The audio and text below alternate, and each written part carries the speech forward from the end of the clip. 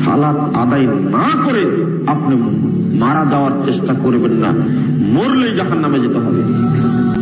1 মিনিটের জন্য কেউ জাহান্নামে যাবেন? 1 সেকেন্ড যেতে চান না? জাহান্নাম কি জিনিস জানেন? ভাইয়াল কওনা গাইয়া। সাহাবায়ে কেরাম বলছেন, হঠাৎ করে একটা শব্দ হলো, তো বললেন তোমরা কি একটা শব্দ শুনলে? হ্যাঁ শুনলাম। তো জানো কি তোমরা এই শব্দটা কিসের?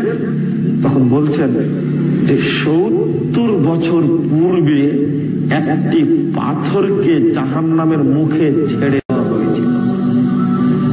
ওই পাথরটি 70 বছর পরে আজকে জাহান্নামের তলদেশে নিক্ষিপ্ত হলো। সেই শব্দ আপনি এবার ভাবুন তো দেখি, একটা বোঝার চেষ্টা করুন তো। একটা পাথর ছেড়ে দেওয়ার পরে ও 1 মিনিটে কত দূর নামতে পারে? এই পাথরটি 1 ঘন্টায় কত দূরে নামবে? এই পাথরটি 24 ঘন্টায় কত দূরে নামতে পারে? এই পাথরটি 1 সপ্তাহে কত দূরে নামবে? এই পাথরটি 1 মাসে কত দূর নামবে? এই পাথরটি 1 বছরে কত দূর নামবে? সেখানে 70 বছর যাবৎ নামলো, তলদেশে নিক্ষিপ্ত হলো। এবার ভাবুন আপনি জাহান্নাম কত গভীর। আপনি ভয় করেন না কেন?